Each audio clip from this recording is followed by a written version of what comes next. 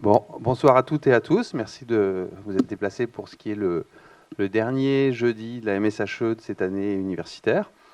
Et ce soir, pour le dernier, on va parler d'économie expérimentale. On a le grand plaisir de recevoir Jean-Christian Tisserand, donc, qui est professeur à l'école de commerce de Dijon, donc la BSB, et qui est membre du laboratoire d'économie de Besançon, le CRES. Donc, merci beaucoup d'avoir accepté notre invitation, Jean-Christian.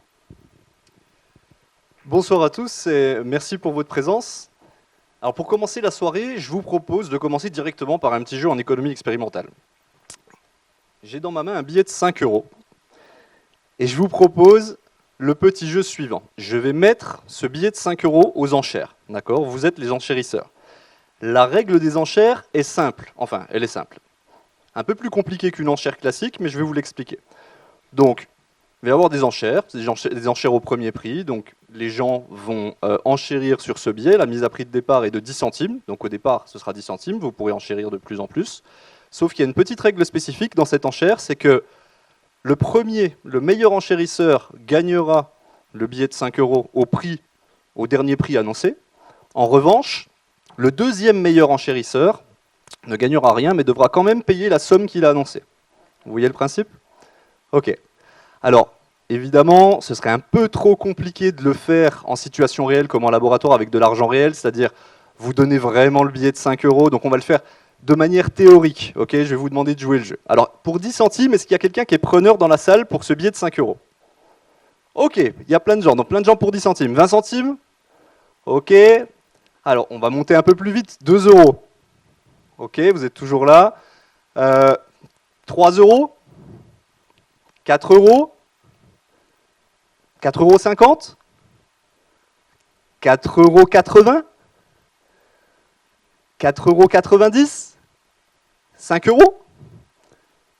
5,20 €? 5,20 €, il y a monsieur, il est tout seul. Monsieur, 5,30 €? 5,40 €? Ok. 5,60 €? 70 €? Ok. Donc, ce qui va se passer à la fin, c'est que il va y avoir quelqu'un qui va gagner ce... Donc là, vous voyez, on a déjà dépassé le prix du billet. Donc je vais en dire plus là-dessus dans un instant. Mais donc là, ce qui se passerait en conditions réelles, si vraiment vous étiez dans une expérience en économie expérimentale, eh bien, monsieur gagnerait le billet, admettons, à 5,70 €, mais monsieur, qui était le deuxième meilleur enchérisseur, devrait quand même me donner 5,60 €. Et en réalité, alors je vais vous poser la question, vous allez essayer de deviner, parce que ce jeu a été répliqué un très grand nombre de fois, en laboratoire, en situation réelle, avec des gens qui vraiment vont payer pour avoir la somme d'argent. À votre avis, les enchères s'arrêtent quand pour un billet de 5 € en moyenne? Mademoiselle. Ah, c'est une très bonne estimation. C'est une très bonne estimation. En réalité, la littérature scientifique montre que dans ce genre d'expérience, alors ça peut être fait avec une pièce de 1 €, 2 €, 5 €, mais les conclusions sont robustes et montrent que généralement, on arrive à 3 à 5 fois la somme de départ. Donc ici, sur un billet de 5, ça ferait entre 15 et 25, c'est exactement ce que mademoiselle a dit. Et donc, ce jeu, ça s'appelle le jeu de Chubik. Je ne sais pas si vous avez entendu parler du jeu de Chubik. C'est le nom de la personne qui a créé ce jeu en économie expérimentale. C'était en 1971. Et ce jeu, en fait, il illustre très bien un biais dont on est victime au quotidien en économie, un biais économique qui est le biais de l'escalade de l'engagement et le biais des coûts irrécupérables. Donc, ce biais, en fait, ça consiste à dire que quand on se retrouve dans une situation où on a déjà investi une certaine quantité d'effort ou une certaine quantité d'argent dans quelque chose, on devient plus rationnel. On n'est plus rationnel, on n'arrive plus à prendre des bonnes décisions. Il y a des situations de la vie courante qui illustrent très bien cela. Je pense par exemple que cela vous est déjà tous arrivé d'aller au cinéma. Vous payez votre place de cinéma 12 €, et c'est rare, mais ça arrive, parfois on fait un mauvais choix sur le film. On se retrouve dans la séance, le film dure 2h30, et au bout de 45 minutes, on est persuadé que le film n'est pas pour nous. On est déjà à moitié en train de s'endormir sur le fauteuil, quoi. Et donc là, il y a deux solutions. Soit je m'inflige le film jusqu'à la fin, parce que j'ai payé 12 € et que je veux rentabiliser mes 12 €. C'est ce que font la plupart des gens, et je pense que vous avez déjà fait ça. Mais la solution rationnelle, ce serait de dire que mes 12 euros, de toute façon, je les ai perdus, que je reste ou que je parte. Il me reste 1h45 devant moi. Si je quitte la salle maintenant, je peux profiter de 7h45 pour aller voir ma famille, aller voir mes amis, faire d'autres activités. Ce serait la décision rationnelle, parce qu'elle va vous procurer plus de plaisir pour la même somme d'argent, 12 euros dépensés. Vous voyez, ça illustre bien le biais de l'escalade de l'engagement. Une deuxième situation, un peu plus rare, mais peut-être que certains ont vécu, moi ça m'est déjà arrivé. Vous êtes à l'arrêt de bus et vous attendez le bus. Et il est censé arriver à 18h. Et puis, votre destination, la destination à laquelle vous souhaitez vous rendre, elle est à 45 minutes à pied. Mais le bus peut y aller en 15 minutes. Donc, c'est d'où votre décision de prendre le bus au départ. Sauf que le petit panneau d'affichage qui affiche le temps dans lequel arrive le bus, il est actualisé. Et en fait, il y a un problème sur la ligne. Le bus arrive dans 15 minutes. Là, vous faites votre petit calcul, vous vous dites, OK, donc si le bus arrive dans 15 minutes et qu'il met 15 minutes à aller là où je veux aller, ça fait un total de 30 minutes. Si j'y vais à pied, ça fait 45 minutes. L'arbitrage est facile, vous choisissez d'attendre le bus. Au bout de 15 minutes d'attente, l'affichage s'actualise encore. Il y a toujours un problème sur la ligne, apparemment, le problème est plus sérieux que prévu. Et on vous remet 15 minutes de retard. OK ? Bon, ben alors là, vous êtes confronté en fait au même choix. Vous vous dites la même chose. Vous dites, OK, si j'attends 15 minutes, le bus arrive dans 15 minutes, il va me mener là où je veux en 15 minutes, et c'est toujours mieux que d'y aller à pied en 45 minutes. Sauf que si la situation se reproduit, à chaque fois, on remet 15 minutes de retard, vous allez rester infiniment à cet arrêt de bus. Vous voyez ? Et le biais de l'escalade de l'engagement fait que, en plus, vous allez compter votre investissement de temps d'attente pour ce bus dans votre décision, alors que normalement, vous ne devriez pas le faire si vous étiez rationnel. Ça, c'est pareil. C'est le biais de l'escalade de l'engagement ou le biais des coûts irrécupérables. Alors, vous allez me dire, face à ce genre de biais, qu'est-ce qu'on peut faire ? Il y a deux choses qu'on va développer dans cette conférence.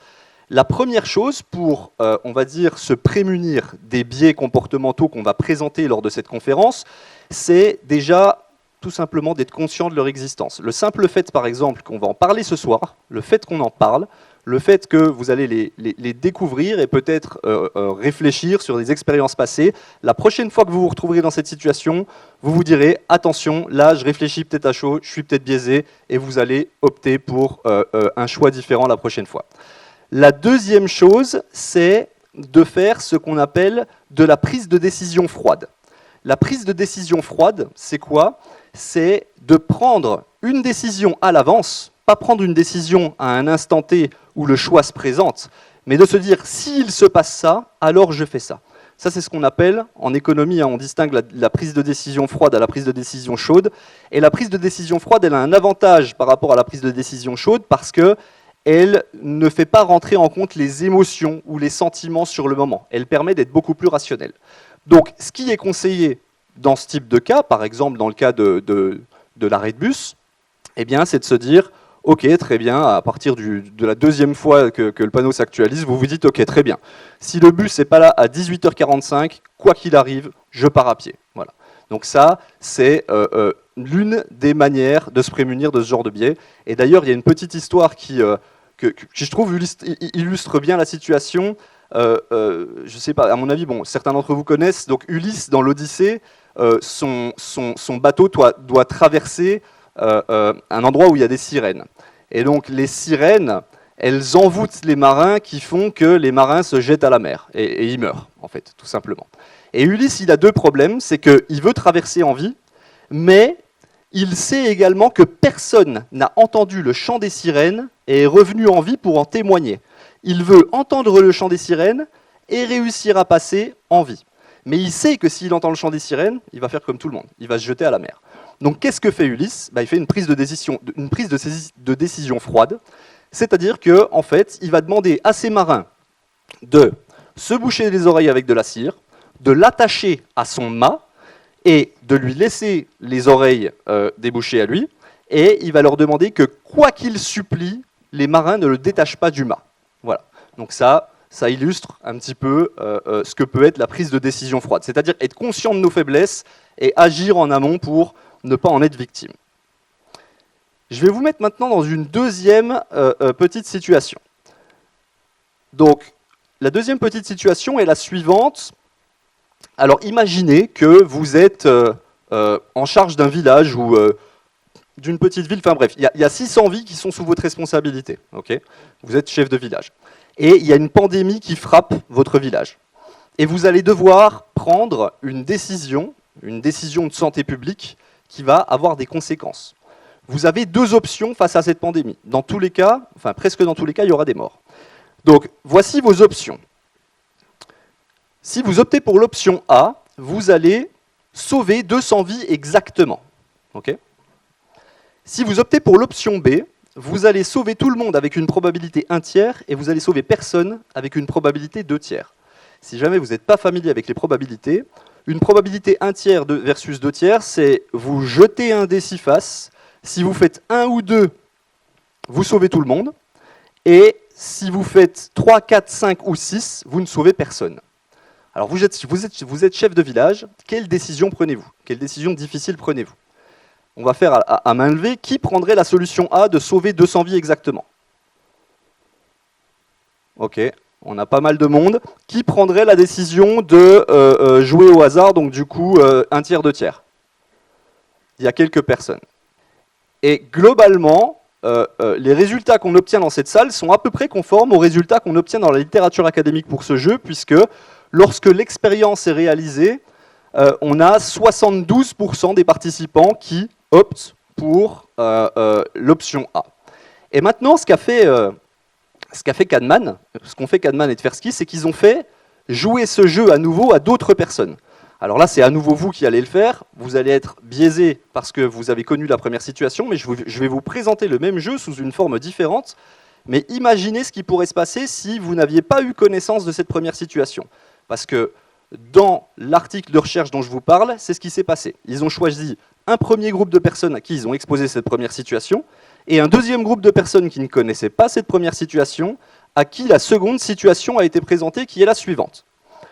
Donc, vous êtes chef d'un village de 600 personnes, et vous devez choisir entre deux choses. Option A, laisser mourir 400 personnes exactement. Option B, ne laissez mourir personne avec une probabilité 1/3 et laissez mourir tout le monde avec une probabilité 2/3.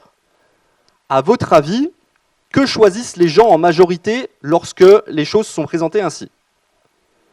Effectivement, votre intuition est bonne. 78% des gens préfèrent la B. Et donc cette expérience, elle n'est pas récente du tout, elle a plus de 40 ans. C'est l'expérience de Kahneman et de Tversky. Et donc elle illustre un biais qui est très très fort, qu'on appelle le biais de cadrage. Et le biais de cadrage, c'est quelque chose qui fait l'objet de beaucoup de recherches en économie. On sait en économie que la manière dont on présente les choses a une forte influence sur la prise de décision. Par exemple, vous ne vous en doutez peut-être pas, d'ailleurs en France on ne se pose pas beaucoup la question parce qu'en France on n'a pas énormément de référendums. Mais si on va par exemple du côté de la Suisse, où il y a beaucoup plus de référendums, la question de la manière dont la question du référendum est posée est très très importante. Si vous changez la formulation de la question à laquelle les gens doivent répondre, vous pouvez drastiquement changer les résultats du référendum. Par exemple, on peut facilement imaginer que des grands événements importants comme le Brexit auraient pu ne pas arriver si la formulation avait été différente. D'ailleurs, la formulation de la question dans les urnes à laquelle les gens allaient devoir répondre pour le Brexit a été largement débattue. On a essayé d'opter pour la formulation la plus neutre possible, mais c'est toujours difficile. Donc ça, évidemment, voilà, c'est un second biais comportemental. Et donc ce qui est marrant, c'est que Kahneman, Kahneman, à la base, c'est un psychologue. C'est un chercheur en psychologie. Et il a fait tellement de travaux sur la prise de décision en environnement risqué que finalement, il a obtenu le prix Nobel d'économie en 2022. C'est le seul psychologue à avoir obtenu un prix Nobel d'économie, ce qui est plutôt notable. Alors, donc vous voyez, ces deux situations que je vous ai présentées, elles reflètent ce qu'on fait un petit peu en économie expérimentale. Donc en économie expérimentale, ce qu'on fait, c'est qu'on prend les gens en laboratoire et on regarde comment ils se comportent face à différents types de situations économiques. Et l'économie expérimentale, elle revêt plusieurs intérêts pour l'économie. Elles permettent déjà, ces expériences en laboratoire, elles permettent d'établir un lien de causalité. Par exemple, dans l'expérience de Kahneman et Tversky, Vous voyez, quand vous êtes en laboratoire, pour un chercheur, ce qui est pratique, c'est que vous êtes dans un environnement qui est extrêmement contrôlé. Les personnes ne peuvent pas communiquer entre elles. Il n'y a rien qui peut interférer. Vous allez reproduire 2 fois le même jeu, mais en modifiant un paramètre. Ce qui veut dire que si vous voyez un changement de comportement parmi les participants, parmi les sujets, entre les 2 jeux, vous êtes certain que ce changement de comportement peut être attribué au paramètre que vous avez modifié. Autrement dit, grâce à l'économie expérimentale, vous pouvez établir un lien de causalité. Et ça, ce n'est pas forcément possible de le faire quand vous avez tout simplement des bases de données de l'extérieur. Par exemple, imaginez, je suis en train d'analyser une base de données. Et dans cette base de données, j'ai la consommation d'alcool, la consommation moyenne d'alcool des Français entre 1980 et 2020.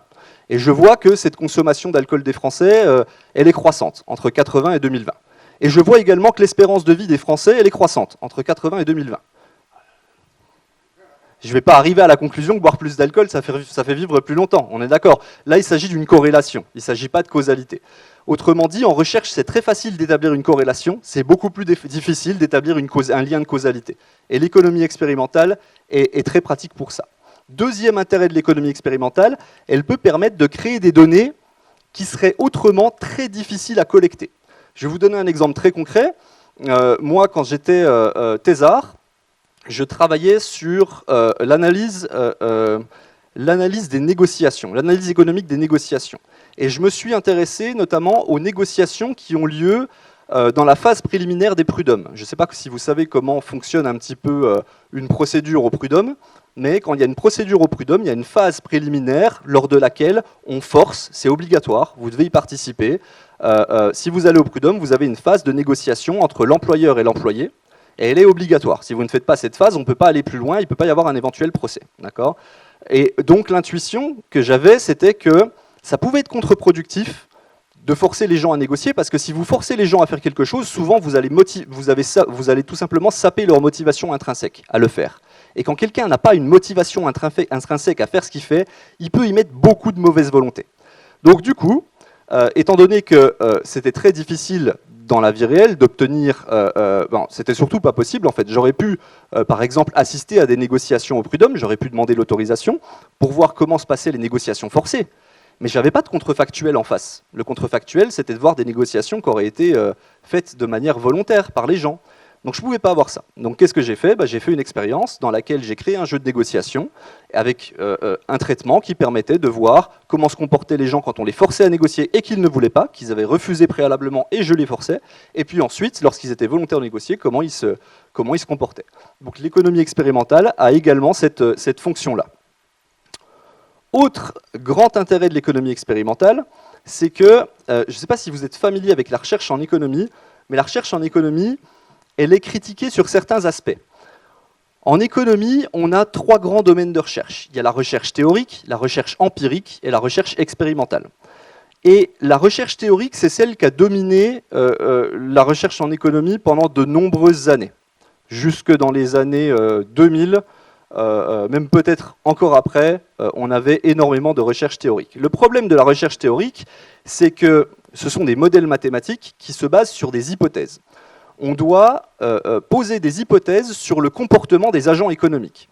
Et en théorie économique néoclassique, l'une des hypothèses qui fait grincer beaucoup de dents et qui a suscité beaucoup de débats, c'est la suivante. On suppose que les agents économiques sont parfaitement rationnels et lorsqu'ils font face à une situation avec une option A ou une option B, ils choisiront toujours l'option qui maximise leur profit.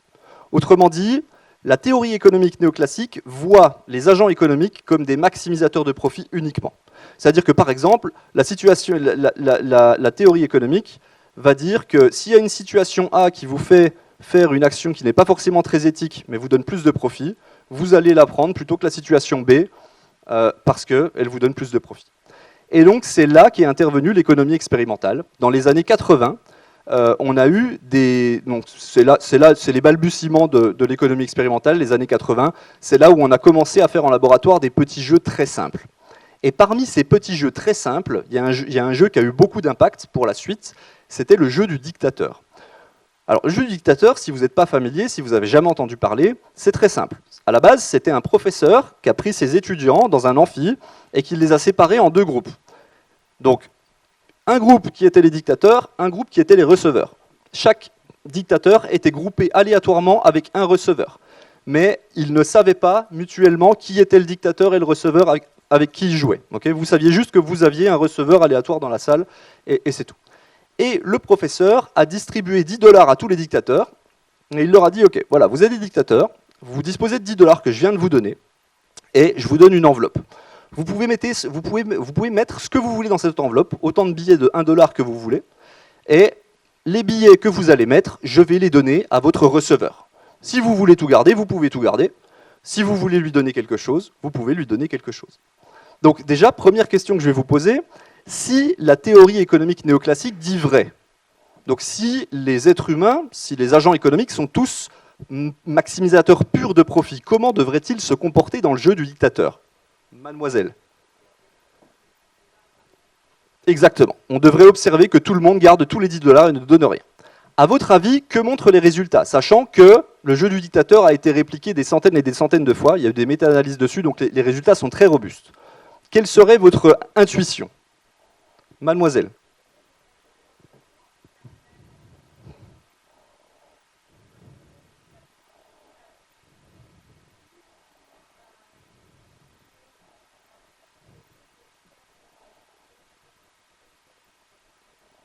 Alors, l'intuition est bonne, et en fait, il se dégage plusieurs profils dans ce jeu. Il se dégage 3 profils. La théorie économique néoclassique a raison pour une certaine proportion de participants quand même. 30% des personnes qui jouent à ce jeu gardent tout. Vous avez un autre 30% des personnes qui fait 50-50. Quand vous interrogez ces personnes et que vous leur demandez pourquoi vous avez fait 50-50, la plupart vous répondent « J'ai été choisi aléatoirement pour être dictateur, je n'ai pas plus de mérite que l'autre personne à recevoir de l'argent, je ne vois pas pourquoi je devrais avoir plus que lui, donc j'ai donné 50%. » Et vous avez un autre 40% restant qui sont des gens qui donnent entre 1 et 4 €. D'accord ? Donc voilà, ce premier jeu illustre donc les limites de la théorie économique néoclassique et les limites de l'hypothèse principale de cette théorie. Et puis ensuite, l'économie expérimentale s'est raffinée avec des jeux un petit peu plus complexes. Là, on allait mesurer l'altruisme à travers le jeu du dictateur. Et on a commencé à mesurer d'autres choses. Le deuxième jeu qui a été très célèbre en économie expérimentale, c'est le jeu de l'ultimatum. Dans le jeu de l'ultimatum, c'est la même chose que le jeu du dictateur, sauf qu'il y a un petit truc qui change tout. C'est que cette fois-ci, le receveur, il a son mot à dire.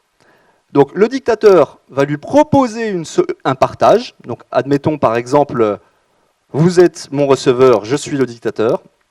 Je vous propose 2 € et 8 € pour moi. Cette fois-ci, le receveur peut dire non. Et s'il dit non, ce qui se passe, c'est que l'argent est détruit.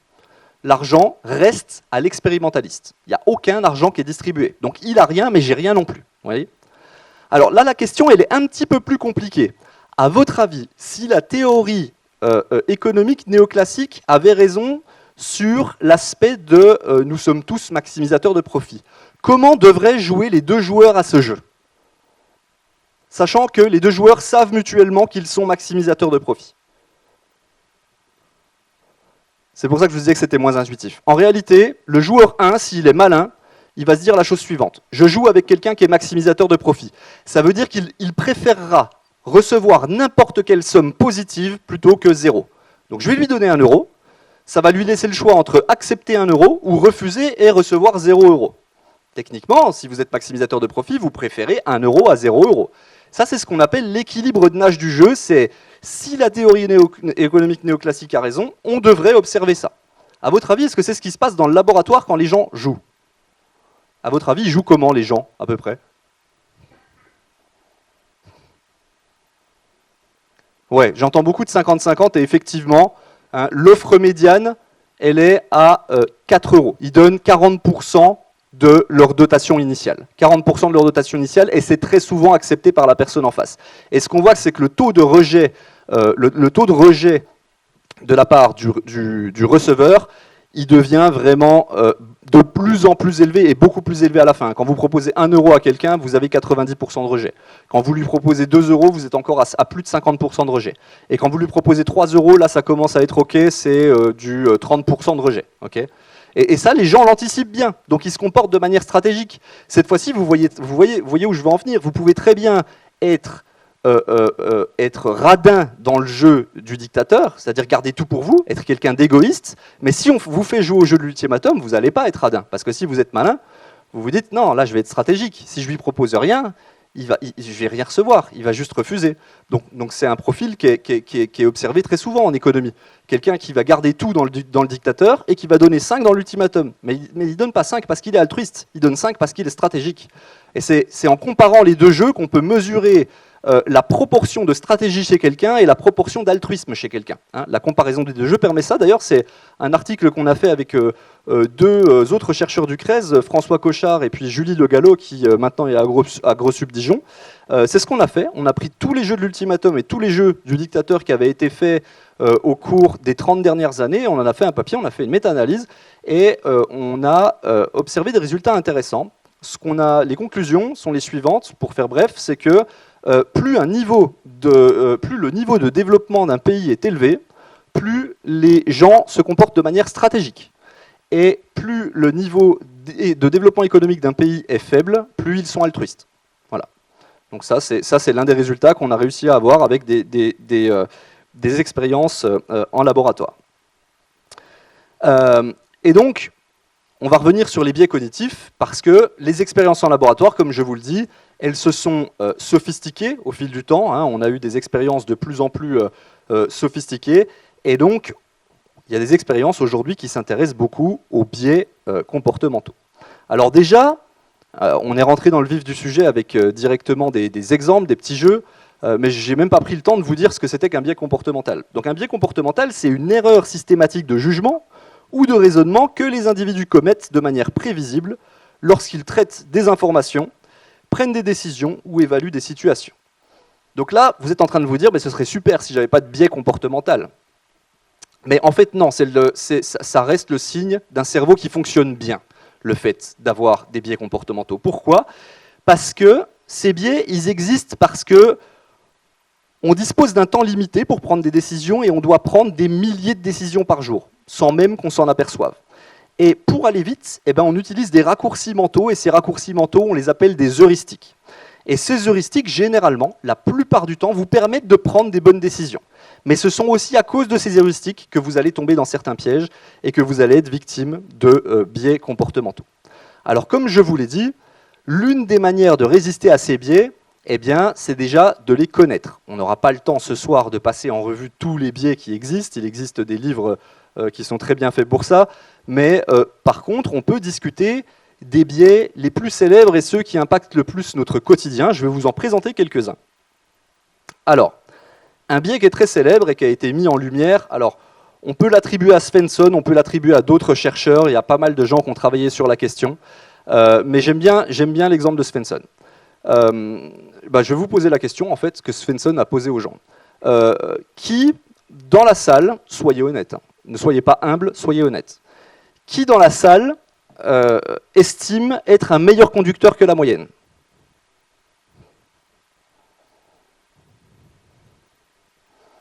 Ok, vous êtes plutôt humble. Alors sachez que cette expérience, elle a été menée en 1981 aux États-Unis sur un large échantillon de citoyens américains. À votre avis, quel est le pourcentage de gens qui se pensaient meilleurs conducteurs que la moyenne ? Mademoiselle. 90%. 90%. Vous voyez, c'est énorme. 90%. Autre étude de Eck, qui est beaucoup plus récente, hein, parce qu'on travaille encore là-dessus actuellement, qui a demandé également aux citoyens américains, est-ce que vous pensez être plus intelligent que la moyenne ? À votre avis, quel est le pourcentage d'Américains qui se pensent plus intelligents que la moyenne ? C'est plus timide, 65%. Mais les résultats sont très conservateurs parce que les chercheurs ont considéré que ceux qui ont choisi de ne pas répondre, il y avait une option ne pas répondre. Ils les ont classés comme ne s'estimant pas plus intelligents que la moyenne. Sachant que peut-être ces personnes qui n'ont pas répondu auraient pu répondre ça, on peut être à plus de 65%. Mais même en mettant l'option « ne veut pas répondre », on arrive à 65%. Et donc ça, en fait, il y a vraiment un tas d'études, et elles mettent en lumière un biais qui est très répandu chez pas mal de monde, alors pas chez tout le monde, mais c'est le biais d'excès de confiance ou le biais d'égocentrisme qui fait qu'on a tendance à penser qu'on est supérieur aux autres, on a tendance à penser aussi que quand on fait quelque chose en groupe, notre contribution est plus élevée que celle des autres. Et en fait, ça vient de plusieurs choses. Ça vient de plusieurs choses, déjà parce qu'on n'est pas omniscient, on n'arrive pas à voir tout ce que font les autres, on n'arrive pas à voir totalement les capacités des autres de manière transparente, donc on peut les sous-estimer. Et d'ailleurs, si jamais vous voulez vous amuser, je vous conseille de faire la chose suivante, quand vous rentrerez chez vous la prochaine fois que vous voyez des amis, alors ça ne marche pas si vous les prenez les deux en même temps, mais si vous les prenez un par un, ça fonctionne. Vous allez voir. Vous prenez un couple d'amis, et vous les prenez séparément, et vous demandez au premier quel pourcentage des tâches ménagères estimes-tu faire à la maison. Il va vous donner un certain pourcentage. Vous allez voir le deuxième, et puis vous lui demandez la même question. Franchement, si vous obtenez une somme qui est inférieure ou égale à 100%, vous avez des champions en face de vous, hein, parce que ça n'arrive pratiquement jamais. Alors généralement, ce qui se passe, c'est que celui qui en fait moins, il est conscient qu'il en fait moins, mais il vous répond un petit 40, quoi. Voilà, j'en fais moins, mais je fais 40%. Et l'autre vous répond 90, on est à 130. Et alors si vous faites le même test dans une colocation avec 5 personnes, vous obtenez 5 fois 50. En gros, plus il y a de gens dans l'endroit, plus le pourcentage est démesuré, d'accord ? Et donc ça, c'est un biais du fait qu'on n'est pas totalement objectif. Déjà, on a tendance à surpondérer ce que nous on fait, et en plus, on ne se remet pas en question dans le sens où on n'a pas toujours les yeux derrière les autres. On ne voit pas ce qu'ils font, et on ne voit pas les petits détails. Peut-être que quelqu'un a fait quelque chose et que vous ne l'avez pas vu, donc on sous-estime les autres. Par exemple, moi je le vois souvent en tant que professeur, je donne souvent des travaux de groupe à mes étudiants, et j'ai toujours chaque année des étudiants qui viennent me voir en privé pour me dire « Ouais, mais j'ai bossé beaucoup plus que les autres dans le travail de groupe. » Et voilà, alors des fois c'est certainement vrai, mais des fois j'imagine qu'il y a des petits biais de la part des étudiants. Donc voilà, ça c'est un biais qui est très célèbre et qui peut impacter notre quotidien. Alors un autre biais que j'affectionne particulièrement, peut-être que vous le connaissez, c'est le biais du survivant. Vous avez déjà entendu parler ? Ouais ? Alors il y a une histoire qui illustre le biais du survivant mieux que toutes les autres. C'est l'histoire de Abraham Wald. Ça vous dit quelque chose ? Abraham Wald, c'est un statisticien qui a travaillé pour l'armée américaine pendant la Seconde Guerre mondiale, et on l'a missionné d'analyser les impacts de balles sur les avions qui revenaient du champ de bataille pour placer des plaques de blindage de la manière la plus efficace pour que les avions retournent au combat et soient plus résistants.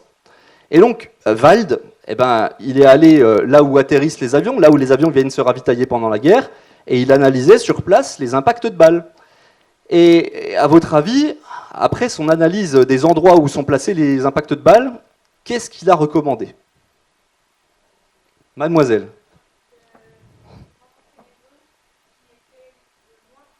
Ah, pourquoi ?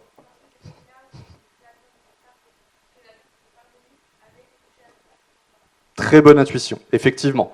En fait, Wald, il est rationnel, il se dit, en fait, tous ces avions que je suis en train de voir là, ils ont été touchés à ces endroits-là, ils sont revenus, ils volent encore. Ça veut dire qu'être touché à cet endroit-là, ça n'impacte pas le fait que l'avion puisse continuer à voler. En revanche, tous les endroits qui n'ont pas d'impact de balle sont probablement les endroits qui ont été touchés dans les autres avions que je ne peux pas observer. Et donc, du coup, Wald a décidé effectivement de renforcer les parties des avions qui n'étaient pas touchées par les balles. Oui, mademoiselle.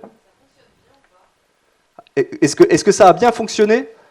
Pas eu de, je pense, à ma connaissance, il n'y a pas eu de retour formel ni d'analyse statistique. Mais on peut penser que c'est quand même intelligent de réfléchir de cette manière-là. On peut penser que c'est intelligent. Et donc, en fait, ça impacte notre quotidien. Pourquoi ? Parce qu'en fait, il faut être conscient que tout ce que vous observez autour de vous, c'est issu d'un processus de sélection. Ce n'est pas représentatif, ce que vous observez autour de vous. Par exemple, moi, l'exemple que j'adore donner à mes étudiants, je donne des cours d'économie en école de commerce. Et j'ai donc peut-être une proportion, plus qu'à l'université, j'ai une proportion d'étudiants qui veulent être entrepreneurs un jour. Et en école de commerce, on leur fait venir des entrepreneurs, des intervenants, ça peut être des PDG de grandes entreprises qui viennent leur donner des discours de comment ils ont monté la boîte, comment ils ont réussi, qu'est-ce qu'ils ont fait exactement. Et en fait, ces étudiants, ils passent leurs 5 années d'études à voir défiler devant eux des entrepreneurs à succès, et au bout d'un moment, ils peuvent, et beaucoup ont l'intuition, ont la pensée que, en fait, finalement, l'entrepreneuriat, c'est facile. J'ai juste à monter ma boîte et ça va rouler. Mais ce dont ils ne se rendent pas compte, c'est que les personnes qu'ils ont en face d'eux sont issues d'un processus de sélection qui a laissé énormément de cadavres derrière eux. Quand vous faites une entreprise en France, si les statistiques n'ont pas changé, je ne les ai pas actualisées, mais il y a 4 ans, c'était 60% des entreprises qui ferment dans les 2 premières années. C'est énorme, 60% des entreprises qui font faillite dans les 2 premières années. Et c'est ce que je leur dis à mes étudiants, ces gens-là, on ne les invite pas pour qu'ils vous parlent de comment ils ont échoué, vous voyez. En fait, l'échantillon de dirigeants que vous avez en face de vous n'est pas représentatif. Donc gardez bien en tête que malgré ce qu'on vous raconte, ça reste quelque chose de difficile. Et c'est pareil, par exemple, il y a énormément de jeunes qui veulent devenir youtubeurs. Il y a beaucoup de youtubeurs à succès, c'est une nouvelle profession. C'est pareil, c'est issu d'un processus de sélection qui est énorme. Pour un youtubeur qui réussit, vous en avez combien qui ont échoué? Mais vous, les seuls que vous voyez en face de vous, c'est ceux qui ont réussi. Donc vous pouvez surestimer la probabilité de réussir à devenir un youtubeur si jamais vous avez dans l'idée de le devenir. Voilà pour le biais du survivant. Un autre biais qui est sympa et sur lequel je vais vous poser des questions, c'est le biais d'optimisme, parce que celui-là, on en est tous victimes. Le biais d'optimisme, c'est le fait de dire que les êtres humains ont tendance à sous-estimer la probabilité d'un événement négatif ou à surestimer la probabilité d'un événement positif. Et ça, c'est d'autant plus vrai que les probabilités sont petites. Alors, je vais vous poser des questions et vous allez m'y répondre en toute honnêteté, s'il vous plaît. Bon, alors après, le fait que je vous les pose, vous sentez bien que j'essaye de vous piéger. C'est ça le problème. À votre avis, est-ce que vous avez plus de chances de gagner au loto en jouant une fois tous les numéros ou de mourir attaqué par un chien dans votre vie? Je ne sais pas. Dites-moi. Alors, si vous voulez les probabilités, donc là, le fait que je vous le demande dans ce contexte, c'est un peu suspicieux, je comprends, vous allez me répondre le chien. Le loto, donc je ne parle pas de l'euro-million, le loto national, avoir tous les numéros, c'est à peu près une chance sur 1 300 000. La mort d'attaque par un chien, il y a un site qui recense ça, c'est un peu morbide, mais en gros, il vous donne le nombre de gens, le ratio de gens qui ont subi telle mort. Et attaqué par un chien, mort par morsure de chien, c'est 1 mort sur 600 000. Vous voyez? Donc 2 fois plus de chances. 2 fois plus de chances. 1 sur 600 000 versus 1 sur 1 300 000. À votre avis, est-ce que vous avez plus de chances de gagner au loto ou d'être frappé par la foudre et de survivre dans votre vie?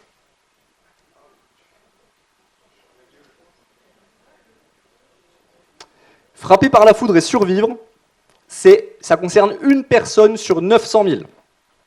Donc c'est toujours plus probable. Vous allez arrêter de jouer au loto après cette conférence, je pense. Est-ce que vous avez plus de chances de gagner au loto ou de mourir écrasé par une météorite dans votre vie? Non, là, vous sentez que je pousse le bouchon un peu loin. Ok, bon. Non, effectivement, là c'est le loto. Hein. Je reconnais, c'est le loto. Le biais d'optimisme est très connecté à un autre biais qui est très fort, qui s'appelle le biais de récence. En fait, le biais d'optimisme, c'est une mauvaise analyse des probabilités, et le biais de récence, c'est également une mauvaise analyse des probabilités, mais le canal n'est pas le même. En fait, le biais de récence, c'est un mécanisme selon lequel on a tendance à modifier les probabilités d'un événement en fonction de la dernière occurrence de cet événement. Par exemple, imaginez là, je vais au centre-ville de Besançon et je commence à questionner les gens dans la rue et je leur demande « Bonjour madame, bonjour monsieur, à votre avis, quel est le pourcentage de chances que dans les 5 prochaines années, on ait une pandémie mondiale qui mène au confinement des populations ?» Bon, je pense que les gens, ils vont me dire quoi? Je sais pas, il y aura peut-être... quelle probabilité ils vont dire? 10%, 20%? Quelque chose comme ça? Ouais? Peut-être même plus? Ok. Imaginez maintenant, je reviens en arrière. Je fais la même chose en 2016. Je pense que les gens ils me répondent même pas. Ils appellent la police. Vraiment. Ils me prennent pour un fou. Ils se disent, mais qu'est-ce que c'est que ce gars-là, quoi? Et voilà. En fait, tout simplement parce qu'on a eu l'épisode du Covid en 2020 et que c'est encore très frais dans nos têtes, eh bien, on a tendance maintenant à surestimer la probabilité que ça arrive. D'ailleurs, vous voyez que récemment, on a eu des articles sur l'hantavirus. si la même situation s'était présentée en 2016 avant le Covid, ça n'aurait pas été médiatisé de la même manière. La couverture aurait été énormément plus faible. Et ça, c'est attribuable au biais de récence. Les journalistes savent que nous avons un biais de récence, les journalistes veulent vendre du papier, donc forcément, de tels articles vont faire vendre, parce qu'on a un biais de récence. Donc voilà pour le biais de récence, et même dans la vie quotidienne, vous pourrez peut-être y penser la prochaine fois, lors de votre prochain, vous repenserez peut-être à moi lors de votre prochain rendez-vous avec votre RH pour votre bilan annuel. Quand vous faites un bilan annuel avec votre RH, parfois, alors ça dépend, il y a des très bons managers, il y a des très bons RH qui sont très carrés, mais il y en a qui subissent ce biais de récence. Imaginez, c'est l'évaluation de votre performance annuelle. Et vous avez organisé un truc de fou pour l'entreprise, mais c'était en février, et là on est en décembre. Et puis par contre, en décembre, vous avez été en retard 3 fois dans le mois, vous voyez où je veux en venir, quoi. Votre évaluation annuelle, ça ne va pas être la même si ça avait été l'inverse. Si vous aviez organisé un truc de fou pour l'entreprise en décembre et que vous aviez été en retard 3 fois en février, l'évaluation aurait changé drastiquement. Alors que pourtant, c'est une évaluation annuelle. Elle devrait rester théoriquement la même. Mais on est tous victimes de ces biais. Et donc ça, c'est un biais de récence. Et peut-être que vous pourrez dire à votre RH qu'il est victime d'un biais de récence, en espérant qu'il le prenne bien. Voilà. Alors pour la prochaine question, je vais vous demander de prendre votre téléphone. Vous allez devoir taper un numéro sur le téléphone. Je vais vous dire, c'est pour pas que vous puissiez me mentir. Alors d'abord, je vais vous poser une question.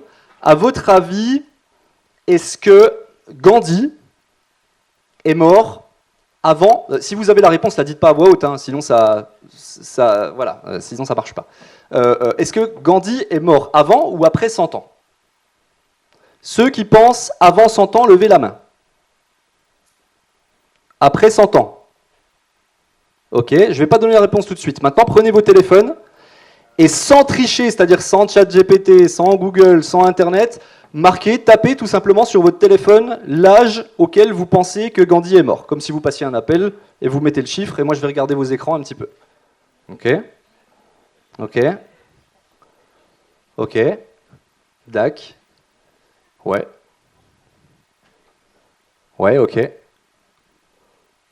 Ok. Ok, j'ai à peu près ce que je voulais. Alors ça ne fonctionne pas du tout avec vous. Ça ne fonctionne pas. Ça peut ne pas marcher. Peut-être que vous êtes trop cultivé, j'arrive pas à vous avoir. Donc du coup, Gandhi, la bonne réponse, c'est qu'il était mort à 78 ans. Mais, bien joué monsieur, j'ai vu que vous aviez la bonne réponse. Mais, si j'avais pris 2 audiences différentes, et que la plupart des gens en face de moi ne savaient pas l'âge auquel Gandhi était mort. Si, dans une première conférence, j'avais fait comme avec vous, je vous avais demandé avant ou après 100 ans, et après demander l'âge de mort. Et dans la deuxième conférence, je fais avant ou après 60 ans. Eh bien, en fait, les réponses, la moyenne des réponses que je vais obtenir dans la salle va être totalement différente. Est-ce que vous pourriez donner un nom à ce biais comportemental? Mademoiselle, madame. Alors, effectivement, ça a des ressemblances, mais c'est un biais d'ancrage. Et le biais d'ancrage, en fait, il consiste à dire qu'on a tendance à accorder trop d'importance à la première information qu'on va avoir. Et là, la première information que vous avez eue sur la question, c'était, vous avez essayé d'inférer une information de ma question qui était, bon, s'il demande plus ou moins de 100 ans, c'est que c'est proche de 100 ans. Vous avez fait une mauvaise supposition, en fait. Et ça, le biais d'ancrage est très puissant, et on l'étudie en économie, mais on l'étudie également en psychologie. Alors on ne l'étudie pas de la même manière. En économie, on regarde plus sur les choix économiques. Et il y a énormément de situations de la vie quotidienne dans lesquelles on peut avoir ce biais d'ancrage. Par exemple, pendant les soldes. Pendant les soldes, quand vous voyez un article qui est à 120 € barré 200 €, c'est prouvé que ça va augmenter la probabilité d'achat chez le consommateur. D'ailleurs, c'est pour ça que le législateur est intervenu récemment. Pour ceux qui se tiennent au courant des lois qui passent, en 2022, il y a eu une loi qui a dit qui force les revendeurs sur Internet, lorsqu'ils affichent une promotion, le prix de promotion doit être comparé au prix le plus bas sur les 3 derniers mois, ou quelque chose comme ça. Hein, je ne sais pas si c'est ça exactement. Non, sur les 30 derniers jours. Hein. C'est-à-dire que vous ne pouvez pas reprendre le prix le plus cher de l'histoire du produit, le barrer et dire « Ok, on a fait moins 50%. » Et malgré ça, les industriels ne respectent pas, les vendeurs ne respectent pas. Il y a eu une étude en 2025 de l'UFC Que Choisir qui montre que 85% des prix barrés sur les grands sites d'e-commerce sont des fausses promotions. Et les fausses promotions affichent un rabais moyen de 31% contre seulement 11% pour les vraies promotions. Autrement dit, l'information que vous pouvez en tirer, c'est que plus la promotion que vous avez en face de vous est grosse, plus il y a de chances que ce ne soit pas une vraie promotion, en fait. Plus il y a de chances que le prix ait été gonflé. Et donc le biais d'ancrage, il se manifeste également dans d'autres situations, mais je vais peut-être avancer parce que j'ai pris un petit peu plus de temps pour toutes ces parties. Alors, maintenant qu'on a parlé des biais comportementaux, j'aimerais vous parler de certaines méthodes qui permettent de modérer ou de prévenir ces biais comportementaux. L'une de ces méthodes, c'est ce qu'on appelle le nudge. Le nudge, si vous faites la traduction littéraire de l'anglais au français, le nudge, ça veut dire un coup de pouce. On va donner un coup de pouce aux gens pour les aider à prendre la bonne décision. Et donc, créer un nudge, c'est en fait créer un environnement dans lequel on va aider les gens à prendre des bonnes décisions. Donc le nudge, c'est un outil qui a été, alors, son inventeur officiel, mais ça existait déjà avant lui, mais c'est lui qui a théorisé tout ça, c'est Richard Thaler, le prix Nobel d'économie de 2017. Il a eu d'ailleurs ce prix Nobel d'économie pour ses travaux sur les nudges. Je vous ai mis la couverture de son livre Nudge, qui est super sympa à lire. Si vraiment vous voulez un petit livre à lire pour la culture générale en économie et en psychologie, c'est un livre qui est vraiment très intéressant et qui est très abordable. Donc le nudge, c'est un mécanisme qui permet d'orienter les comportements dans le bon sens, sans contrainte ni incitation monétaire. Autrement dit, c'est un mécanisme que vous allez mettre en place qui ne force pas les gens à faire quelque chose et qui ne leur donne pas d'incitation monétaire. D'accord ? Par exemple, au solde, les gens modifient leur comportement, ils achètent plus. Mais ce n'est pas un nudge, parce qu'il y a une incitation monétaire, c'est moins cher. Donc c'est pas ça. Je vais vous montrer ce que c'est qu'un nudge dans un instant. Alors un nudge, il peut prendre différentes formes. Une option par défaut, une simplification, la visibilité d'une option ou des normes sociales. Et ce qu'il faut retenir, c'est que le nudge, c'est un outil neutre à la base. Il peut être utilisé de manière bienveillante ou malveillante. Par exemple, le législateur peut se servir d'un nudge de manière bienveillante pour faire en sorte que les gens se comportent, on va dire, d'une manière qui soit dans leur intérêt. Alors que, par exemple, un commercial ou tout simplement une entreprise peut très bien créer des nudges pour la vente. C'est-à-dire ils peuvent créer des nudges qui vont se servir de vos biais comportementaux pour vous vendre plus. Et donc ça, c'est ce qu'on va voir. Alors quels sont les différents types de nudges qui existent pour contrer les biais comportementaux ? Celui que je commence par présenter, ce n'est pas le plus représentatif pour moi, mais généralement je le montre aux étudiants parce qu'il est très amusant et il est amusant et il est considéré comme étant le premier nudge, le nudge originel. C'est le nudge de la mouche dans l'urinoir.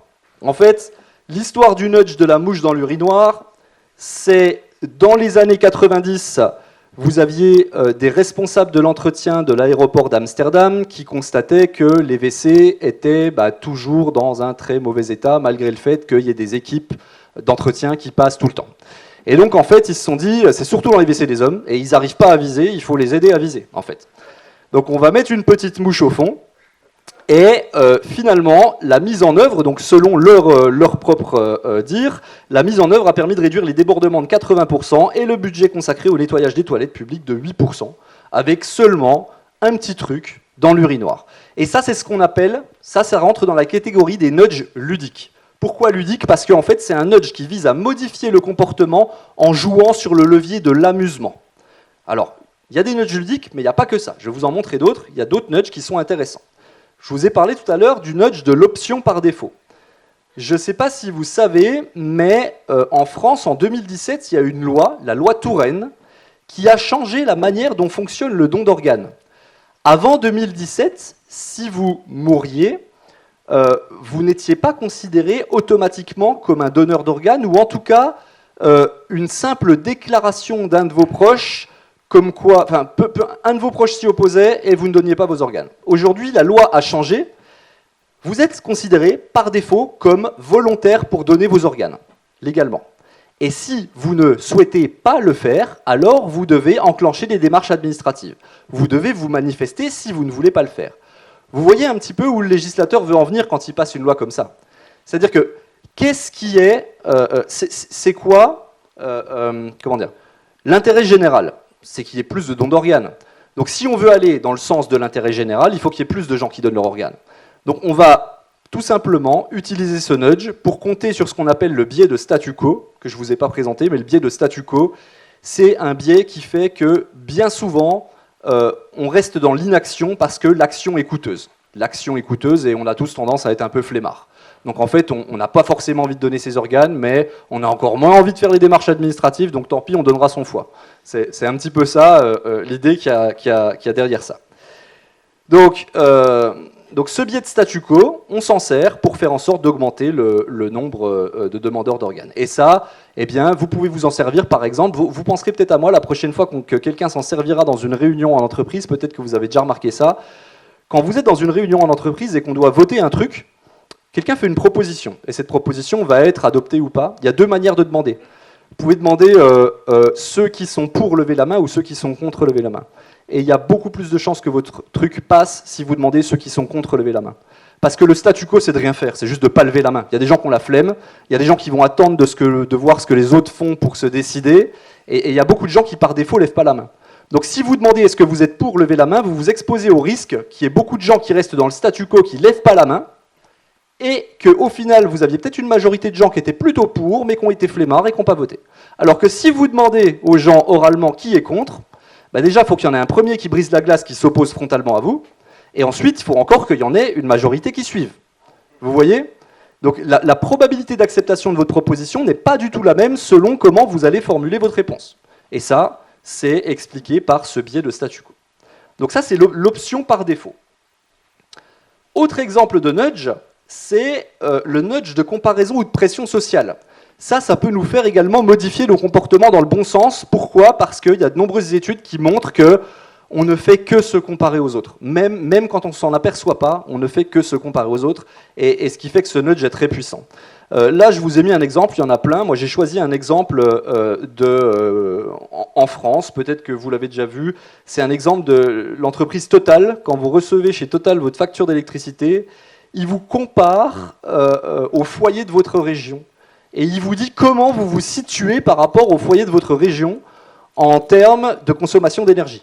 Alors vous allez me dire, l'outil pourrait être affiné, amélioré, parce qu'on ne compare pas une maison avec 4 enfants et 2 adultes avec juste une personne qui vit toute seule. Je suis d'accord. L'outil pourrait être amélioré. Mais en attendant, c'est mieux que rien. Et apparemment, selon les dires de Total, ça fonctionne très bien. Et d'ailleurs, il y a beaucoup d'études qui montrent qu'on se compare énormément. Une étude que je trouve assez... à la fois triste, mais bon, c'est comme ça. C'est une étude où on demande aux gens, d'ailleurs je vais vous poser la question. Deux solutions, vous arrivez dans une entreprise, il y a deux possibilités, vous devez choisir votre salaire. Soit vous êtes payé 3 000 € par mois, et tous vos collaborateurs sont payés 2 500 € par mois. Tous les autres collaborateurs de la boîte. Et vous êtes à 3 000. Ou soit vous êtes payé 4 000 et tous les autres sont payés à 5 000. Qu'est-ce que vous préférez? Qu'est-ce que vous préférez? Et c'est triste, hein, mais vous imaginez... Enfin, je ne l'ai plus en tête, hein, mais la proportion de gens qui préfèrent être payés 3 000 et que tous les autres soient à 2 500, elle est beaucoup trop élevée à mon sens. Elle est beaucoup trop élevée à mon sens. Et ça, c'est encore une preuve du fait qu'on n'est pas maximisateur de profit. Là, si on est maximisateur de profit, on prend les 4 000, on s'en fout que les autres gagnent 5 000. Mais ce n'est pas ce qu'on fait. Il y a beaucoup de gens qui ne font pas cette décision. Donc on se compare aux autres. Et ça, c'est un levier puissant pour les nudges, et donc pour essayer d'inciter les gens à avoir un comportement qui aille dans le bon sens, notamment pour contrer les biais d'optimisme, hein, parce que généralement, on ne se rend pas compte de notre consommation d'électricité parce que c'est un truc un petit peu opaque. C'est en kilowattheures, personne ne sait combien il consomme de kilowattheures, une ampoule ça consomme combien de kilowattheures, une télé combien. Donc du coup, vu que je ne sais pas, je suis toujours un peu optimiste et je me dis que je consomme moins que ce que je consomme, mais en fait je consomme plus. Voilà. Et puis vous avez aussi le biais de la dispersion de responsabilité. Alors ça, c'est sur toutes les problématiques écologiques. Je pense que vous êtes conscient de ce biais-là, hein, mais il y a le biais de se dire que c'est pas à mon échelle, moi petit citoyen, que je vais pouvoir faire quelque chose sur l'état de la planète. Et puis, Parmi les nudges, et on aura bientôt terminé, vous avez également le nudge informatif. Alors le nudge informatif, il est un petit peu boring par rapport à ceux que je vous ai présentés avant, mais pourtant, c'est un des nudges qui fonctionne très très bien. Imaginez, vous voulez faire des démarches dans votre vie quotidienne pour devenir plus éco-responsable. Vous n'arriverez pas à le faire si vous n'avez pas les bonnes informations. Et les bonnes informations, elles sont là justement, c'est un nudge. Ces nudges-là, ils sont là pour contrer certains de vos biais qui vous font avoir une distorsion de la réalité. Par exemple, ça, c'est un nudge informatif. Le nudge informatif, ça consiste tout simplement à montrer des informations claires aux gens pour qu'ils prennent les meilleures décisions, pour qu'ils puissent prendre des décisions rationnelles. Si par exemple, vous n'êtes pas conscient au départ que, à quantité égale, la production de bœuf émet 13 fois plus de CO2 que la quantité de saumon, que la production de saumon, vous n'allez pas pouvoir arbitrer correctement entre votre production de saumon et votre production de bœuf pour être éco-responsable. Il faut voir ces chiffres-là. Pareil, il y a beaucoup de gens qui essayent de rentrer dans des démarches éco-responsables mais qui prennent encore énormément l'avion. Et je pense que s'ils prenaient le temps de se pencher sur les données de pollution de l'avion, ils le prendraient moins. Par exemple, un aller-retour New York, ça équivaut, pour une personne, par passager, ça équivaut à 25 000 km de voiture. C'est énorme. Voilà. Donc par passager. Donc l'impact est énorme. Et donc, malgré tout, ce genre de nudge, il y a quand même de la résistance à ce genre de nudge. C'est-à-dire que les gens ont tendance à ne pas prendre l'information pour argent comptant. Il y a de la résistance, il y a aussi de la dissonance cognitive. C'est-à-dire qu'on voudrait se comporter comme ça, mais on aime quand même ce truc-là, donc on est tiraillé entre deux feux. On peut se rassurer en disant que les chiffres sont exagérés. Ils ont été calculés par des écologistes qui sont extrêmes et qui veulent nous faire changer nos comportements en nous mentant. Ils peuvent se dire qu'une personne seule ne change rien, que l'agriculture a toujours existé, voilà. Donc il y a beaucoup d'excuses. On peut se trouver des excuses. Et puis donc tous ces nudges, donc vous avez donc l'informatif, le comparaison pression sociale, et puis le nudge d'option par défaut. Vous allez les retrouver également dans la vente. Vous allez les retrouver dans la vente, mais dans la vente, ils sont pas là pour. C'est pas des nudges bienveillants. Hein. Dans la vente, ils sont là pour vous vendre des choses que vous n'auriez pas forcément achetées autrement. Alors, on va faire vite, mais je vais vous poser une petite question. Imaginez, vous êtes gérant d'un restaurant et vous souhaitez augmenter les ventes de votre plat premium, qui est le plus cher de la carte. Qu'est-ce que vous pouvez faire? Mesdemoiselles. Ouais. Donc, vous allez jouer sur un effet de comparaison. Et votre intuition, elle est très bonne. On ne va pas aller plus loin, puisque vous avez à peu près trouvé la bonne réponse. Il y a une étude qui montre ça, qui a été publiée en 2024, qui montre l'efficacité de ce nudge. On appelle ça du price engineering, et c'est de plus en plus répandu. En fait, maintenant, on ne se contente plus de faire un menu simplement avec les prix en fonction de ce que nous coûtent les matières premières et puis la main-d'œuvre. Non, maintenant, on fait du price engineering, c'est-à-dire que c'est pour maximiser le profit de la boîte. Et ce qu'on fait, c'est que si, par exemple, je veux vendre mon filet de bœuf au Mori, qui est à 40 € dans ma carte, eh ben, je vais mettre un truc encore plus cher. Et la plupart du temps, je n'aurai même pas les ingrédients pour le faire. Si quelqu'un le demande, je dirai « Ah ben non, aujourd'hui, on n'a pas. » Voilà. Mais ça arrivera tellement peu souvent que ce n'est pas un problème, en fait. Et vous mettez ce plat à 70 € dans la carte. Ça a quoi comme conséquence? Le client, il rentre, il ouvre la carte. Plutôt que d'avoir des plats qui vont de 18 à 40 €, il a des plats qui vont de 18 à 70 €. Donc quand il sélectionne le plat à 40 €, il se dit plus autant « Ah ben j'abuse, je prends le plat le plus cher, je ne suis pas raisonnable. » Le point de comparaison maintenant, c'est le plat à 70 €. Alors ça fonctionne peut-être pas avec tout le monde, parce qu'il y a des gens qui vont regarder les prix dans l'absolu, mais ça fonctionne sur certaines personnes. Un autre exemple sympa, vous gérez un supermarché et vous souhaitez faire augmenter vos ventes de fruits et légumes à l'aide d'un nudge. Qu'est-ce que vous allez faire? Qu'est-ce que vous me proposez?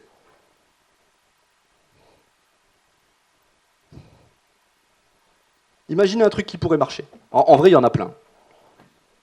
Comment? En mettre beaucoup. Ok, jouer sur un effet de quantité. Il y a des études similaires, alors pas dans les fruits et légumes, mais qui montrent qu'effectivement, jouer sur les quantités, ça peut fonctionner. Mademoiselle? Ok. Vous auriez un certain talent pour l'organisation des grandes surfaces. Je le reconnais. On m'avait jamais proposé ça. Non, c'est très bien. C'est très bien. Moi, en fait, ce que j'allais vous proposer, c'est beaucoup plus simple, hein. C'est issu d'un article qui a été publié récemment également. C'est une étude qui montre, ça a été fait dans un supermarché aux Pays-Bas, et ce qu'ils ont testé, c'est tout simplement de compartimenter les caddies, un compartiment produits frais, un compartiment produits normaux, et plus vous mettez plus le compartiment produits frais est gros, plus il prend de la place, et plus les gens vont acheter de fruits et légumes. Et ça marche encore mieux si vous mettez un petit message sur le caddie qui rappelle les bienfaits des fruits et légumes. Vous voyez, ça par exemple, c'est un nudge. On ne vous contraint pas à acheter des fruits et légumes, on ne vous fait pas une réduction sur les fruits et légumes, mais on agit sur d'autres leviers. On se sert de votre biais comportemental, mais ici à des fins qui sont, on va dire, respectables. Et puis, allez, un petit dernier pour la route. Vous souhaitez que les gens utilisent davantage de covoiturage lorsqu'ils prennent leur véhicule personnel. Comment vous vous y prenez ? Oui, ça a été fait, effectivement. Des voies rapides, uniquement réservées au covoiturage, mais là, il faut supposer que les gens vont les respecter. Et ça, c'est encore autre chose, qui est les contrôles nécessaires, donc c'est coûteux pour l'État, entre guillemets.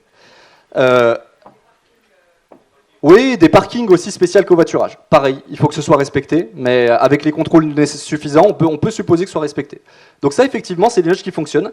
Un des nudges qui fonctionne le mieux pour ça, c'est tout simplement, ici, le nudge informatif est très utile. Pourquoi ? Parce que on a tous, quand on utilise notre voiture, si vous questionnez les utilisateurs de voitures, vous leur demandez d'estimer ce que leur coûte leur voiture aux 100 km, tous sous-estiment. Tous. On est complètement biaisé. Il y a un biais d'optimisme par rapport au coût de l'utilisation d'une voiture qui est fou. Ce que je vais vous montrer n'inclut pas le coût des pneus, n'inclut pas le coût des freins, n'inclut pas le coût des assurances. Simple comparaison. Besançon-Dijon. L'essence, ça va être 15 €. Et encore, je n'ai même pas actualisé avec les prix de l'essence qui sont assez fous en ce moment. L'autoroute, elle est à peu près à 10 €. Bon, si je veux être honnête, je crois que c'est 9,60 € ou quelque chose comme ça. Et un truc qu'on oublie tous, c'est le coût de dépréciation de la voiture. Une voiture moderne, ça coûte au minimum 20 000 €, 30 000 €.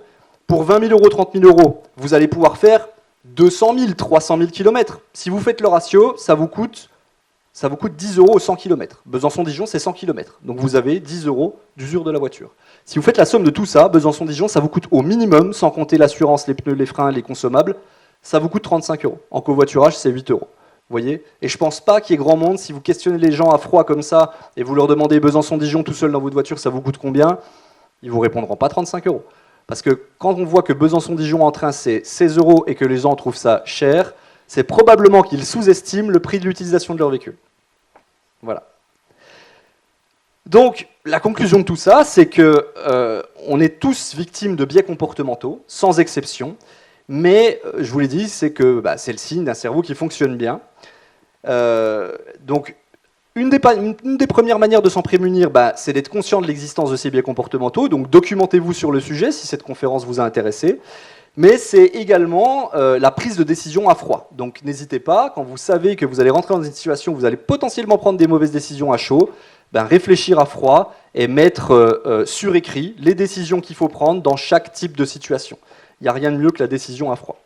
En ce qui concerne les nudges, il faut bien retenir que c'est un outil, c'est neutre, c'est ni bien ni mauvais, c'est un outil, ça dépend de ce qu'on en fait. On peut, à l'échelle de l'État ou d'une entreprise, le nudge peut très bien être utilisé pour inciter à des comportements vertueux qui sont utiles pour la société. Mais à l'échelle de la vente et à l'échelle des entreprises, les nudges peuvent être très bien aussi utilisés pour essayer de vous avoir et essayer de vous vendre des choses que vous n'auriez pas achetées autrement. Et donc, ce que je dirais, c'est qu'on ne peut pas éteindre ses biais, mais on peut apprendre à reconnaître les sirènes et à préparer son mât. Voilà. Merci.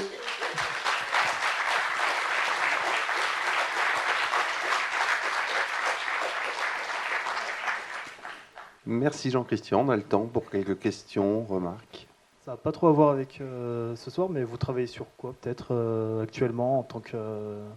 Alors, actuellement, alors, je ne vais pas partir dans le général, parce que sinon je vais parler pendant 20 minutes. On va être plus concis. Là, le dernier travail de recherche sur lequel j'ai travaillé, c'est sur le comportement des gens face au rejet de CO2. Donc, c'est de l'économie environnementale, faite en laboratoire. Et en fait, ce qu'on a testé avec mes co-auteurs, c'est on a 2 protocoles expérimentaux. Un protocole expérimental dans lequel les gens peuvent émettre du CO2, prendre une décision d'émission de CO2, et plus ils émettent de CO2, plus ils gagnent de l'argent réel. Ils ressortent de la salle avec de l'argent. Voilà. Et si jamais collectivement le groupe émet trop de CO2, au bout d'un moment, l'environnement est détruit et l'expérience s'arrête. Donc si vous voulez, dans un sens, ils ont intérêt à émettre peu pour que l'expérience continue et qu'ils gagnent plus d'argent, mais individuellement, ils ont intérêt à polluer plus vite que les autres pour tirer le plus possible d'argent de l'expérience. Vous voyez ce que je veux dire? Donc il y a un dilemme dans ce jeu. Et on a fait 2 traitements. Un traitement dans lequel les utilisateurs, les sujets ne peuvent pomper que dans une ressource, enfin ils peuvent émettre que dans un environnement, et on a fait la même expérience en compartimentant, en faisant des environnements A, B, C et D. Donc cette fois-ci, ils ne doivent plus prendre une décision d'émission de CO2, mais ils doivent prendre 4 émissions de décision de CO2. Et ce qu'on voit, les résultats sont très frappants, donc là on est encore en train de travailler sur le papier, de l'écrire, là c'est les résultats, c'est que, on a 20 groupes qui ont joué à chaque traitement, 20 groupes de 4 joueurs qui ont joué à chaque traitement. Sur les 20 groupes de chaque joueur qui ont joué au traitement où il n'y avait qu'une seule ressource, 16 fois sur 20, l'environnement a été détruit avant la fin de l'expérience, tandis que dans l'autre, 3 fois seulement. Donc le fait de compartimenter les décisions fait que les gens prennent plus de temps. Alors il y a plusieurs leviers, on est encore en train de travailler dessus parce qu'on fait des recherches dans la littérature pour voir à quoi le connecter. Mais les pistes qui sont très probables, c'est le fait qu'effectivement, quand vous prenez 4 décisions, vous allez y accorder plus d'importance. Et puis, il y a aussi un effet de culpabilité qui est multiplié par 4. Parce que quand vous le faites une seule fois, le gros choix, vous vous dites, ok, allez, je pompe sur tout le monde, je me fais du fric, tant pis si l'environnement s'écroule. Mais là, vous devez faire 4 fois un choix qui vous coûte en termes de culpabilité. Il y a aussi ce levier-là. Voilà. Mais on est encore en train de travailler dessus. Voilà.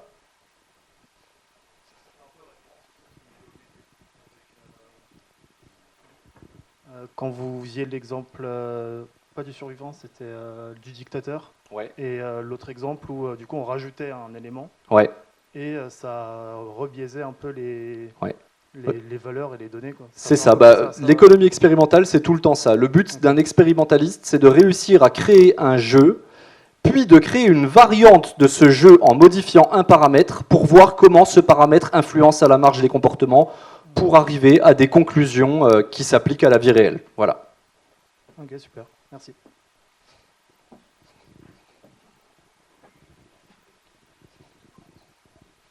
Moi, c'est plus une remarque. Moi, j'ai l'impression que vous faites plus de la psychologie que de l'économie. Oui. On nous le dit souvent. J'arrive pas à faire le lien entre l'économie et la psychologie. Enfin, j'ai l'impression que c'est plus de la psychologie. Alors, en fait, si vous voulez, historiquement, les expériences en laboratoire, ce sont les psychologues qui les ont faites avant les économistes. D'ailleurs, c'est pour ça qu'il y a eu Daniel Kahneman qui a fait un petit peu le pont. Il était psychologue, il faisait des expériences et il a importé pas mal de son savoir et des pratiques en psychologie dans l'économie. Et ensuite, les économistes sont suivis. Mais il y a quand même des différences entre l'économie expérimentale et la psychologie expérimentale. 2 différences qui sont majeures et qui, pour moi, font que ce n'est pas la même chose. En économie expérimentale, contrairement en psychologie, on a interdit de mentir au sujet. C'est-à-dire qu'on ne peut pas dire dans un protocole « il va se passer ça et qu'il ne se passe pas ça ». Le principe, c'est de dire que si on ment une fois à un sujet et qu'il revient un jour refaire une autre expérience en économie expérimentale, on va se dire rien de tout ce qui va être dans le protocole, il ne va le croire, il ne prendra pas pour argent comptant ce qu'on lui dit, donc du coup ça va biaiser son comportement. Donc sur le long terme, on va nuire à notre science en faisant ça. Donc ça c'est la première chose. Et en économie, on pense que si vous faites participer des gens, vous les faites prendre des décisions dans des jeux, mais que vous ne les rémunérez pas en fonction de leurs décisions, ils ne montreront pas leurs vraies préférences. Ils montreront des préférences qui sont des préférences sociales ou des préférences qui leur donnent une bonne image d'eux-mêmes. Par exemple, dans le jeu du dictateur, si vous ne mettez pas d'argent, ok, je te donne 10, quoi. Ça ne me coûte rien. Vous voyez? Donc en fait, voilà, c'est les 2 choses. Mais par contre, il est vrai que l'économie expérimentale et puis les expériences qui sont faites en psychologie se croisent sur beaucoup d'aspects. Et il y a d'ailleurs des revues, Journal of Economical Psychology. Quand vous lisez ce journal, oui, vous êtes vraiment à la frontière entre économie et psychologie. C'est difficile à dire ce qui domine, quoi. Merci. Si je peux m'autoriser à rajouter une chose, étant du côté de la Oui, bien sûr.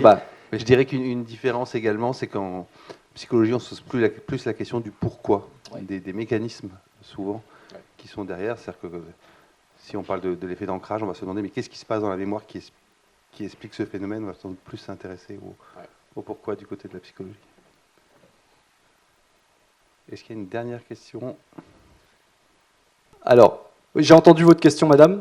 Donc, est-ce que les recherches que je fais pour l'environnement sont demandées par quelqu'un? Non, on a une liberté totale sur les sujets qu'on choisit. Donc, généralement, un chercheur académique, il fait en fonction de ses préférences personnelles et les sujets qu'il a envie de traiter. Voilà, par exemple, moi, quand j'étais en thèse, au début, je faisais de l'économie, principalement économie du droit. Je m'intéressais aux négociations dans le cadre juridique. Et puis après, je me suis dit que c'était pas assez utile socialement, donc j'ai décidé d'aller sur des sujets qui me tenaient plus à cœur, entre guillemets. Voilà.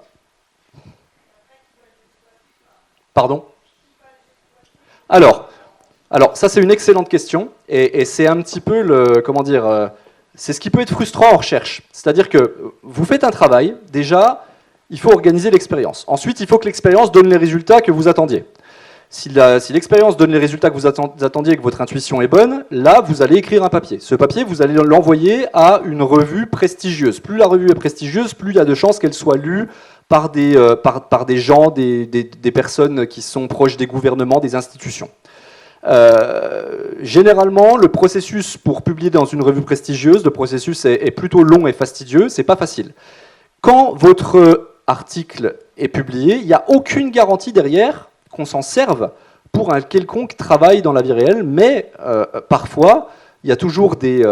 quand il y a des grosses réformes qui sont entreprises, il y a toujours des équipes qui sont chargées de lire la littérature sur le sujet. Par exemple, sur des réformes comme les réformes des retraites, réformes de la sécurité sociale, il y a des gens qui travaillent là-dessus, il y a des chercheurs qui ont publié des articles là-dessus, et donc vous avez des gens qui sont missionnés de regarder quels sont les articles les plus importants pour s'inspirer des recommandations des chercheurs. Donc au final, vous donnez des recommandations de manière indirecte sans savoir si elles sont écoutées. Ça peut être frustrant. Voilà.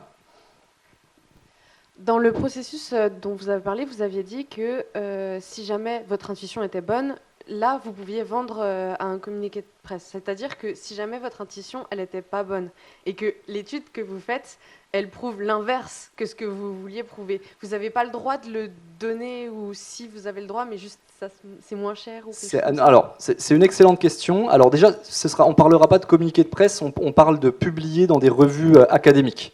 C'est des revues destinées à être lues par un public académique avant tout. Mais votre question est quand même bonne parce que les règles de l'économie expérimentale ont changé récemment. Elles ont changé il y a 2 ou 3 ans. Avant, effectivement, quand vous faisiez une expérience et qu'au final, il se trouve que vous faisiez votre expérience parce que vous aviez une intuition en particulier. Vous observez les résultats, votre intuition n'est pas du tout bonne, mais par contre, vous observez d'autres trucs super intéressants. Vous pouviez faire un papier et tout se passait bien. Aujourd'hui, on a modéré ça, c'est-à-dire qu'on a un peu plus lié les mains des chercheurs. Maintenant, avant de collecter les données, donc vous créez votre protocole, et avant d'aller dans le laboratoire pour collecter les données, vous êtes obligé de préenregistrer vos hypothèses. Il y a un site, il existe des sites dans lesquels vous allez arriver, vous allez créer un préenregistrement d'hypothèses, vous allez dire, OK, vous expliquez dans un document, je mène telle étude, ma question de recherche c'est ça, mes hypothèses c'est ça, hypothèse 1, hypothèse 2, hypothèse 3. Et ensuite, quand vous allez soumettre l'article, vous allez devoir soumettre l'article et votre article va être accompagné de ce document que vous aurez rédigé avant la collection des données, que vous n'aurez pas pu modifier, parce qu'il n'est pas modifiable par la suite, ce truc. Et effectivement, là, l'éditeur qui aura entre ses mains votre travail, il pourra voir facilement si les résultats que vous observez, c'est ceux que vous escomptiez au départ ou pas. Ça ne veut pas dire que si vous avez des résultats différents, vous ne pourrez pas les publier. Mais en tout cas, ce sera considéré comme de l'économie expérimentale exploratoire, on va dire moins appuyé moins ancré sur des résultats précédents de la littérature, et ça aura moins de valeur. Généralement, vous allez pouvoir les publier, peut-être, mais dans des revues qui seront moins prestigieuses. Donc c'est une phase qui est très importante, la définition des hypothèses. Mademoiselle ? Imaginons qu'on réalise une expérience expérimentale, sauf qu'on se rend compte qu'il y a un effet qu'on n'avait pas prévu, comme dans l'exemple précédent. Ouais. Ça vient annuler tout. Et imaginons, on trouve une sorte d'effet de cause à effet dû à une variable secondaire d'une des expériences. Est-ce que c'est toujours valable ou est-ce qu'il faut refaire toute l'expérience, quitte à remettre des moyens à l'intérieur qui peuvent être équivalents, inférieurs ou supérieurs pour vérifier notre théorie? Alors, ce qui va se passer ici, donc quand vous obtenez des résultats qui ne sont pas vos résultats principaux, mais effectivement qu'une variable secondaire, moi ça m'est déjà arrivé en fait dans une expérience. Alors heureusement c'était avant l'existence du préenregistrement, mais j'avais fait un jeu de négociation et j'avais observé un effet de genre dans le jeu de négociation avec les femmes qui avaient joué au jeu que j'avais fait, négociaient de manière beaucoup moins agressive que les hommes, mais obtenaient des sommes plus fortes. Parce qu'elles allaient moins jusqu'à la rupture de la négociation. Et c'était super important, mais moi je ne l'avais pas du tout prévu ça. Et donc du coup, à l'époque, c'était toléré, et ça a été considéré comme un résultat intéressant. Mais aujourd'hui, je pense que j'aurais pas pu publier cet article dans le même journal. Voilà. Après,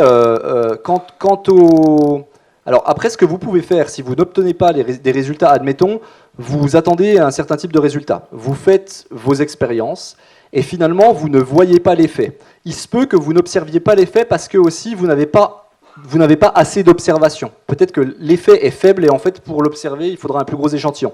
Et là, ça rejoint ce que vous disiez, on va injecter plus de moyens et peut-être refaire des sessions, passer de 160 à 320 personnes. Et vu que l'effet est petit, pour l'observer, il va falloir plus de gens. Plus un effet est gros, plus un petit échantillon suffit à l'observer. Plus un effet est petit, plus il va falloir un gros échantillon. Voilà. Alors, très bonne question. Il existe des expériences qui font appel au grand public, mais la plupart du temps, en économie expérimentale, on recrute dans les universités, on recrute des étudiants. Et si on recrute des étudiants, en fait, c'est pas un hasard, c'est parce que les étudiants, ils sont quand même très sensibles aux incitations monétaires. Souvent, c'est des gens qui ont un argent limité, et eux, quand ils vont gagner 25-30 € dans une expérience, ça révèle vraiment leur comportement. Ils ont une vraie incitation. Alors que quelqu'un qui a un travail qui gagne déjà 3 000 € par mois, peut-être que 30 € il va s'en foutre et il ne va pas jouer sérieusement. Voilà. C'est ça l'idée qu'il y a derrière. Donc on prend énormément d'étudiants. Mais il existe tout de même des expériences dans lesquelles on a besoin d'un certain type de personnes. Par exemple, moi j'ai déjà fait une expérience avec des banquiers, parce qu'on voulait voir comment ils prenaient des décisions de gestion d'entreprise. J'ai un collègue, François Cochard, qui a fait une expérience avec des agriculteurs. Voilà. Des fois, vous pouvez faire appel à des populations spécifiques. Alors du coup, il faut se rapprocher de certaines institutions qui sont proches des agriculteurs, ou voilà, ça passe par des institutions tierces. Ouais. Ok, merci. On va arrêter là pour ce soir. Merci beaucoup, Jean-Christian. Merci à vous.